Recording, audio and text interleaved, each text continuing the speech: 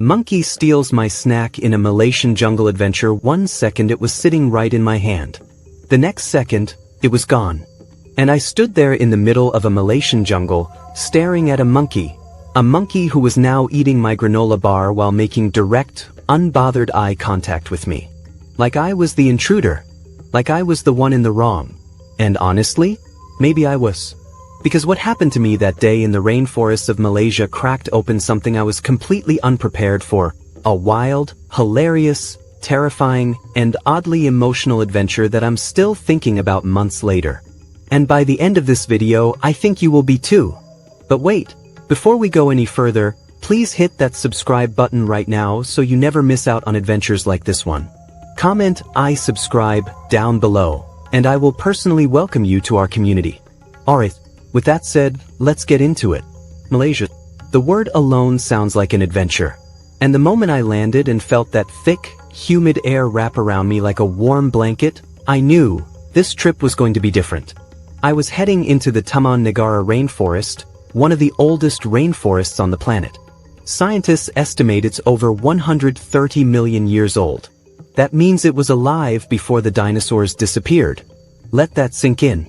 I was about to walk through a place older than almost anything on Earth. I had my camera, my water bottle, and, fatally, a visible bag of snacks strapped to the outside of my backpack. My guide, a quiet, sharp-eyed man named Razif, looked at that snack bag and said 3 words, "Put that away." I laughed. I didn't put it away.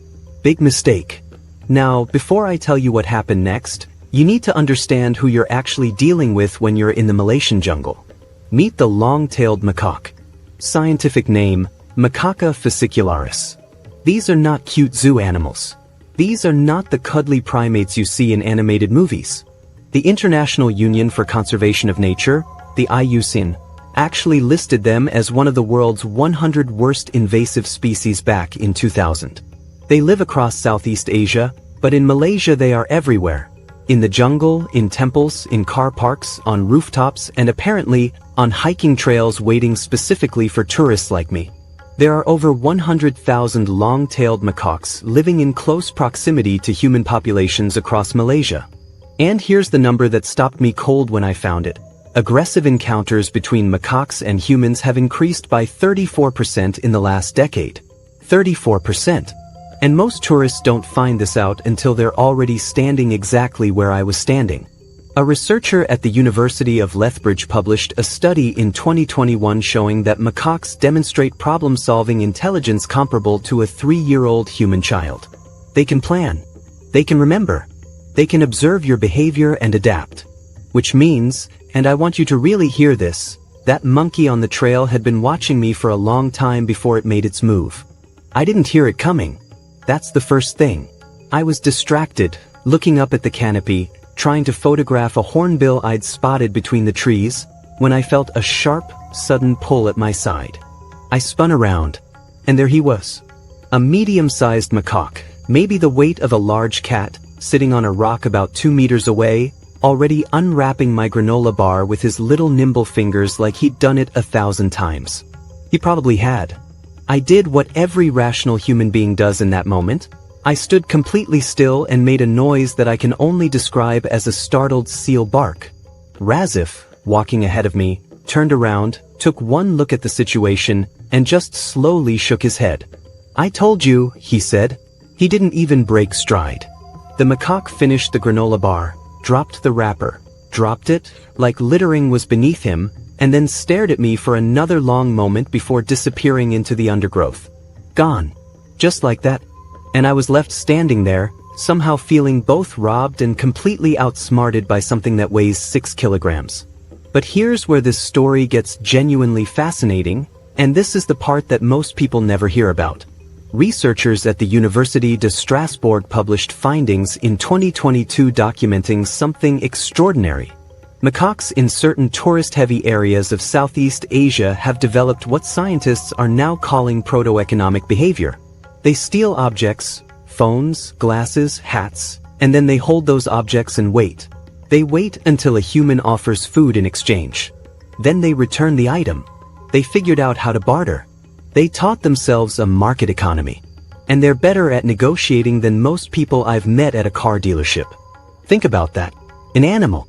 No school. No YouTube tutorials. Just pure observation and intelligence.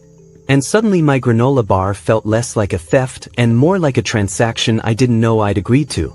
Now, I have to pause here because this is the point in the video where I need to tell you something important. Something that the beautiful travel brochures conveniently leave out. Because while 99% of macaque encounters are exactly like mine, startling, funny, harmless, there is a real risk hiding underneath the surface of every one of these interactions. Macaque bites and deep scratches can transmit the herpes B virus. And herpes B is not like anything you've heard of before. Without prompt treatment, it carries an 80% fatality rate. The World Health Organization has documented over 50 confirmed human cases globally, the majority linked to Southeast Asia. Now, before that number sends you into a spiral, only 1 in approximately 1 million tourists is ever actually bitten, and only when they make specific mistakes. Specific, avoidable mistakes. So here's what you need to know. Never make direct eye contact with a macaque for more than a second or two. They read it as a threat. Never bare your teeth, even if you're smiling nervously. Never reach toward them or try to grab something back from them. Never feed them, ever, because once you feed one, you've just announced to every macaque in a 50-meter radius that you are an open vending machine. And never, never, travel with food visibly accessible on the outside of your bag. Razif told me this. I didn't listen. Razif was right. If you follow those 5 rules, your macaque encounter will almost certainly be exactly what it should be, one of the most memorable and thrilling wildlife moments of your life. Now I want you to call someone you know who loves to travel, share this video with them right now, because this information could genuinely save them from a dangerous situation. And if you're watching this and thinking about visiting Malaysia, drop Malaysia in the comments. I want to know where you're watching from. Here's the layer of this story that hit me hardest though. The reason macaques are so deeply embedded in human spaces across Malaysia isn't because they chose it. It's because we took their space. Between 2001 and 2022, Malaysia lost 14.4% of its total forest cover. That's the data from Global Forest Watch. Millions of acres of ancient rainforest, gone to palm oil plantations, urban development, road construction. The macaques didn't invade our world. We demolished theirs and they had nowhere else to go. And now they're paying for it, in ways that are deeply uncomfortable to sit with. The Malaysian government has authorized the culling of tens of thousands of macaques annually to manage growing urban populations. It's a debate that puts conservation groups, local farmers, city councils, and Hindu communities, who regard certain primates as sacred, in direct conflict with each other, with no clean answer in sight. If you've ever felt genuinely torn between protecting wildlife and protecting people, this next part will matter to you.